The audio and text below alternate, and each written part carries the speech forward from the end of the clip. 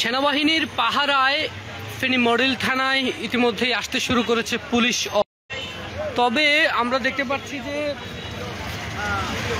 দেখতে পাচ্ছি যে ইতিমধ্যেই বেশ কিছু অফিসার, সিনিয়র অফিসার এবং কনস্টেবলরা আসতে শুরু করেছে। তবে নিরাপত্তা, গত কয়েকদিন জামাত শিবিরের কর্মীরা, বিএনপির সহযোগী সংগঠনের কর্মীরা তারা কিন্তু থানা পাহারা দিতে আমরা দেখেছি। তারা দীর্ঘ সময় ধরে থানা পাহারা দিয়েছেন। এছাড়াও সাধারণ মানুষের যে এর আগে আমরা দেখেছি যে থানাটিতে দুর্বৃত্তরা, এর পাশাপাশি আমরা এটিও দেখেছি যে এখান থেকে বেশ কিছু লুটপাট হয়েছে, গাড়ি জ্বালিয়ে দেওয়া হয়েছে, গাড়ি নিয়ে যাওয়া হয়েছে।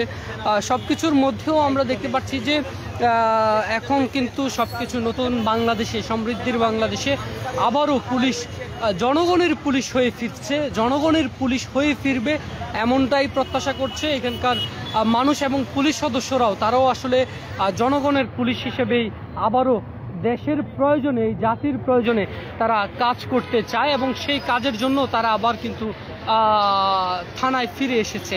আমরা দেখতে পাচ্ছি যে একদম ফেনী মডেল থানার প্রধান ফটকে সেনাবাহিনীর অবস্থান রয়েছে। ভিতরে চলাচলের ক্ষেত্রেও বেশ নিষেধাজ্ঞা রয়েছে, কঠোর অবস্থানে রয়েছে সেনাবাহিনী। এবং এরই মধ্যে আমরা বেশ কিছু পুলিশ সদস্যদেরকে আসতে দেখেছি এবং সেটি নিশ্চিত হয়েছে। এবং পুলিশ সদস্যদের মধ্যে একটি চোখে মুখে কিছুটা হতাশার ছাপ রয়েছে।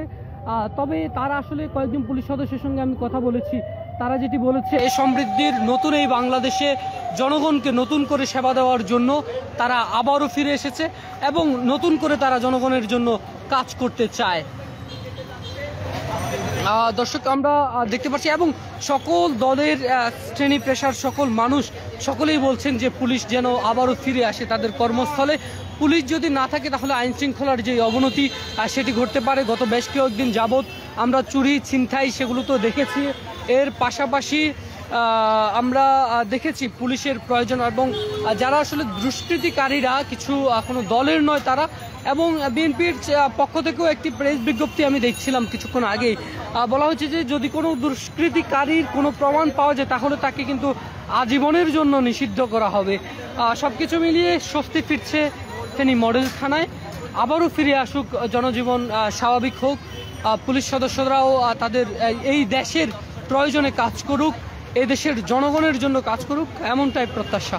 এম এ আকাশ, ফেনীর তালাশ, ফেনী।